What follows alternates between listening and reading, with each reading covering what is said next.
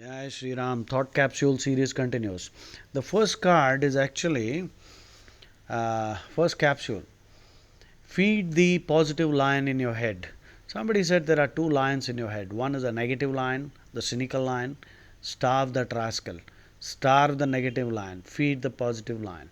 And then you can march on the path to self actualization. Self actualization means fulfilling your fullest potential, being all that you can be. We were all born champions, by the way, and seriously shortchanged by this dumb education system. Every child is a prodigy, every child is a born genius. Unfortunately, we do not know, in spite of all the progress that we have made, every child should be groomed to become a world champion if he is given the right kind of education instead of herding them into schools and teaching a fish how to climb a tree. You don't teach a fish to climb a tree. Teach a fish to become a better swimmer. So, our education should be based on our strengths, not on our weaknesses. So, that's where we made a mistake. There's the next one is Psycho Cybernetics is the name of a book written by Maxwell Waltz. I'm sure you will find YouTube videos which will explain that. But I'll quickly tell you what Psycho Cybernetics. Cybernetics is the science of communication involving computers. As you know, in hotels we have, or in houses also, you can have a cybernetic thermostat is a cybernetic device, a thermostat which you find in a Giza. So these are all in hotels also. If you step into the corridor, the lights will go on, and if you step into your room, the lights will go off. So this is how energy is saved. In life, if you have some great goal, yeah, logotherapy it is called. Logotherapy simply means if you have some great ambition and goal in life, that itself will cure you of all your negativities and you will be dedicated towards pursuing that. So, definite purpose in life and a mastermind alliance, associate with the right people and the right kind of personality. So, that is psycho cybernetics. That means it will work like you will start living like a heat sensing missile. You will be chasing your great goal instead of bothering about petty things. Instead of being a reactive person, you will be a proactive person. Proactive people are those who anticipate the future and prepare now to adequately meet that. Well, the next concept is Pygmalion effect. This is an interesting concept.